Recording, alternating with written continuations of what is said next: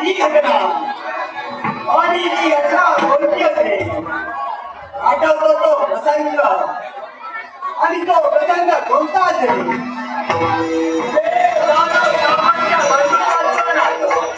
अभिजित विलास जावकर विजयदुर्ग यांच्याकडून 100 रुपये आले. श्रीदेव रामेश्वर देवस्थान कमिटीच्या